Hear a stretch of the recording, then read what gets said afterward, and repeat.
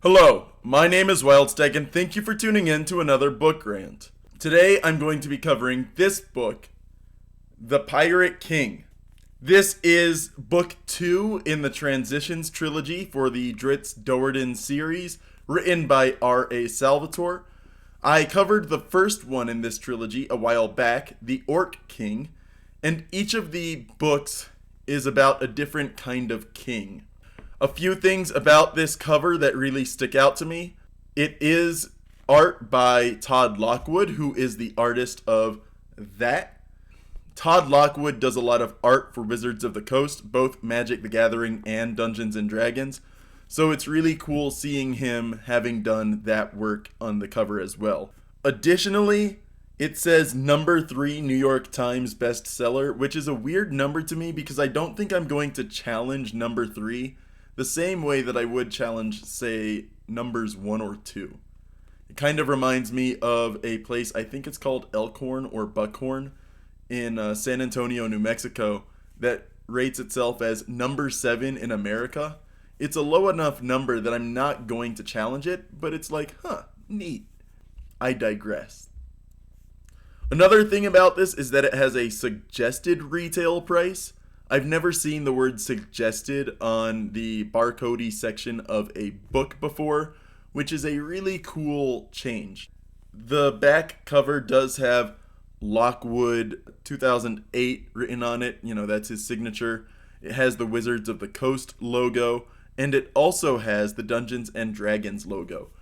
At the time, 4th edition Dungeons and Dragons spelled out the full word Dungeons and the full word Dragons instead of the D and D that you see for 5th edition, where it's just the letter D, the ampersand, and then lastly the letter D again.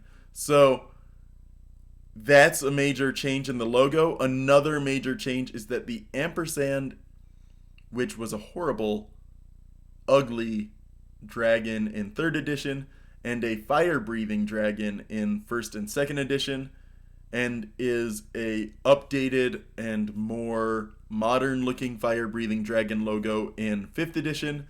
This is instead a flying dragon, where the part of it that comes down across the rest of the ampersand is the wing, and the long extending part is part of the tail. So it's a different logo, and it's one I really like, partially because it's gold and not red, which implies, gold dragons instead of red dragons.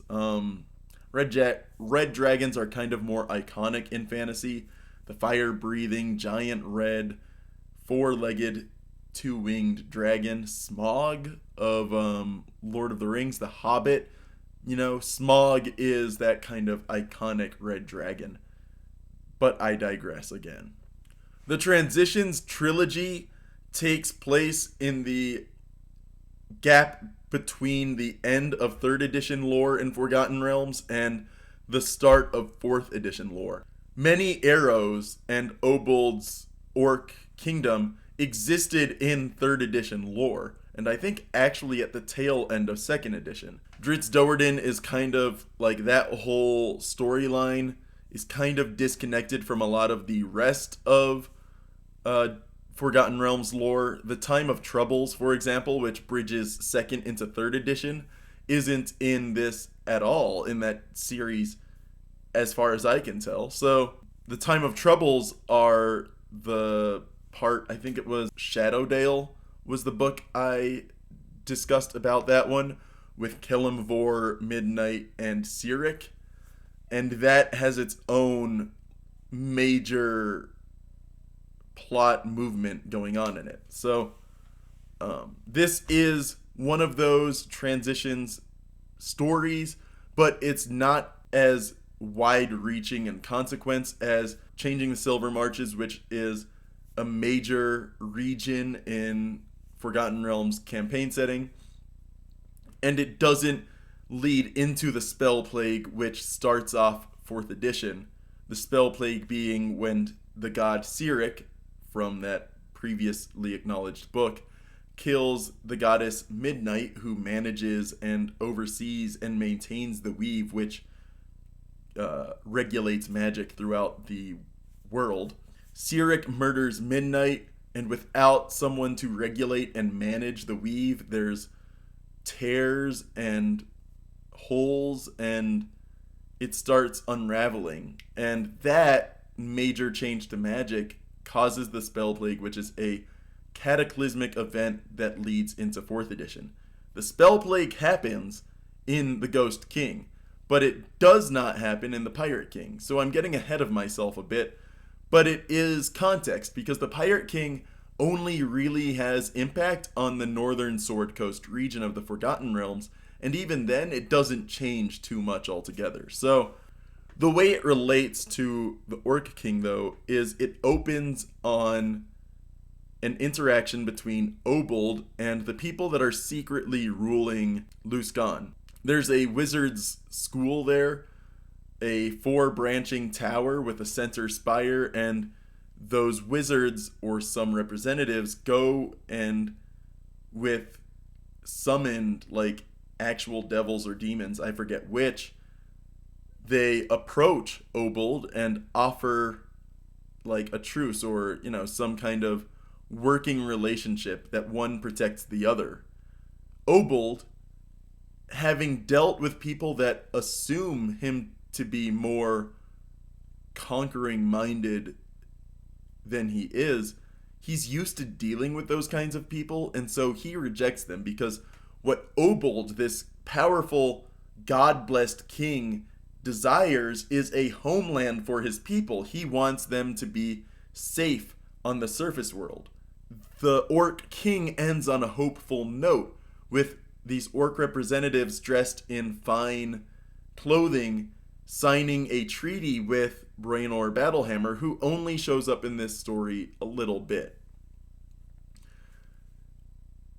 The Pirate King, like any second installment in a trilogy, is a low point in the story. And as far as how it plays with this trilogy, Drizzt Do'Urden is passing through Luskan on the way to Icewind Dale.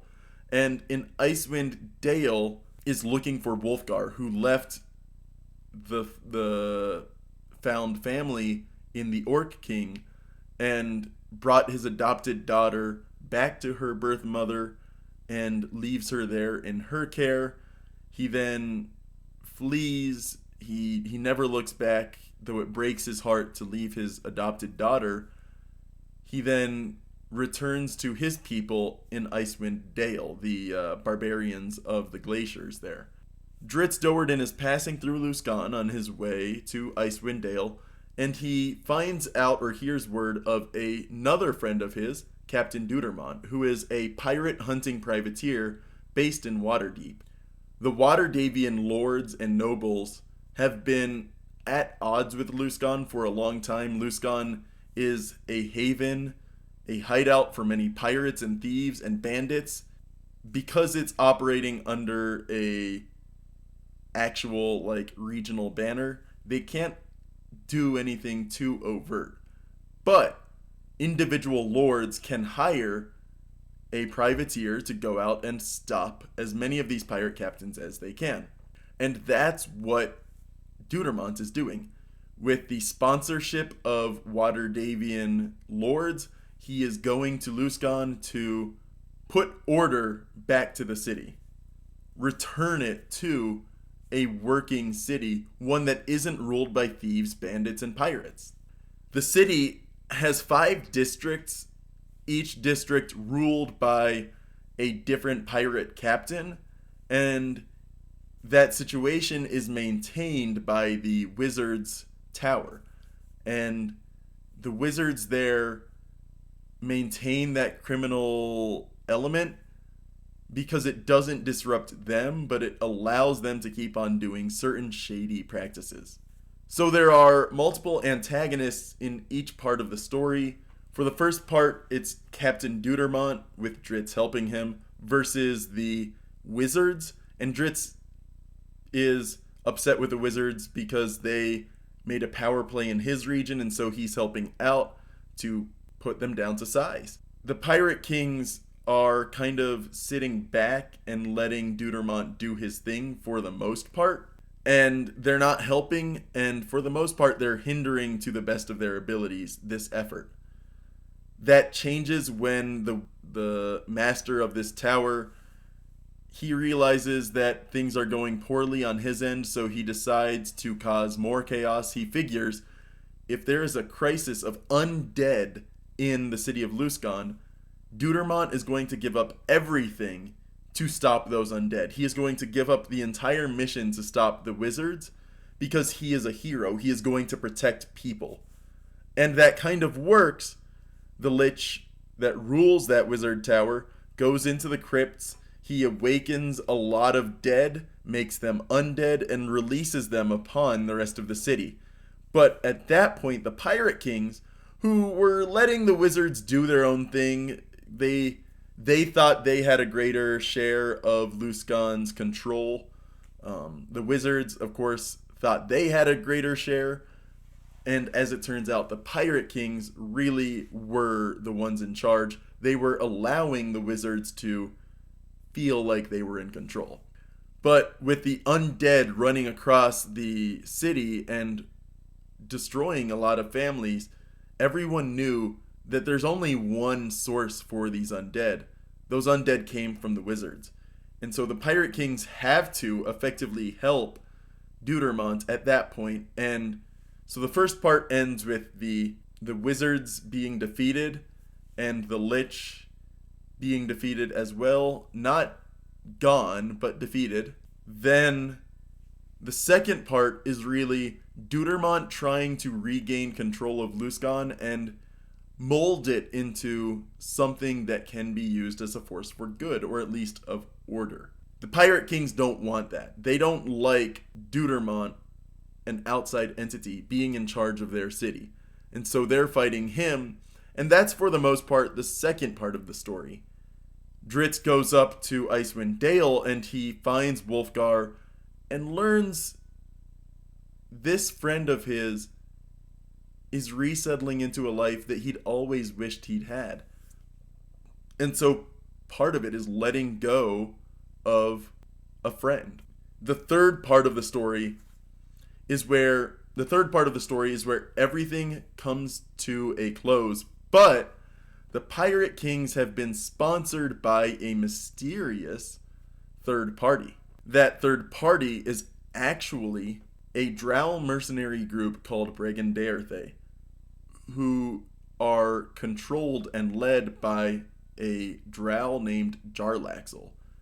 And Jarlaxle's interacted a lot with Drizzt Do'Urden throughout the series, but at this point they're at odds with each other because Bregan Daerthe wants to rule from the shadows kind of the way the wizards did, but actually effectively, so that the Pirate Kings are really their puppets. And that's really the Pirate King in the story. The Pirate King is this mercenary that rules the pirates and thus Luskan. And Drizzt, like any second part of a trilogy, this is the low point. He fails, and Luskan turns into an even more lawless city than it used to be. It is impossible to salvage, and it's chaos that the Drow can use to their advantage. Now, I wish that the second part of the book's theme about letting go of something was carried into the third part, but Captain Deutermont is prideful and he refuses to let go until it is obvious that he has already lost. He struggles and tries to hold on to this idea of Luskan raising its own bar, of raising itself into a prosperous city, one that puts the criminals in the underbelly like they're supposed to.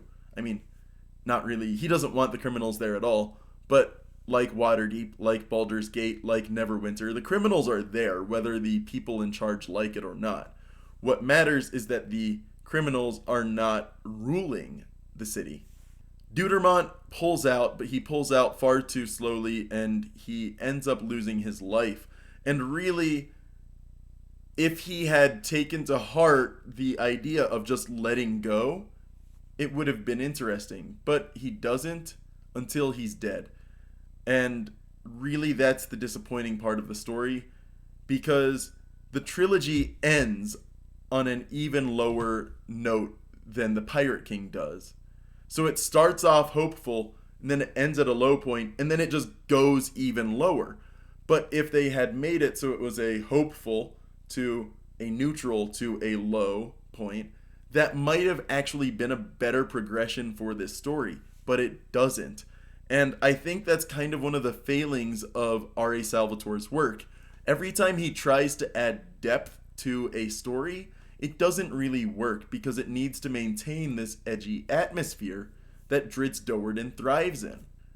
This book is a fun fantasy novel to read if you're not looking for anything deep. I've changed as a person so that this kind of story isn't necessarily what I like reading. It's something to read once, put down, and maybe look back on fondly, but not pick up again. That's how I feel towards this kind of book nowadays. Whereas books like Orconomics, which is on my shelf back here, Orconomics is deeper and it is fun, high fantasy. And that's the kind of story I'm looking for these days, not the read quickly and there's no depth to it or minimal depth to the fantasy. This is kind of like the kiddie pool compared to the diving board deep end of Orconomics. The fantasy spectrum is pretty wide, and Orconomics is on a deeper side of things. The Pirate King is on a shallower side of things. That's all right to be in. It's all right to write in the shallow end for your entire career. And Salvatore found his niche pretty well. I just don't think it does itself right because Drizzt Do'Urden constantly has these monologues that open each book's section, but there's no real growth throughout it. It's like a monologue of, oh, well, maybe I need to change, and he never does. So I think Salvatore tries to put in depth, but he doesn't do it effectively, and that is why The Pirate King to me is something I can read once, maybe twice, and not really want to come back to. So yeah, those are my thoughts on The Pirate King. My name is Wildstag, and thank you for tuning in to another book rant.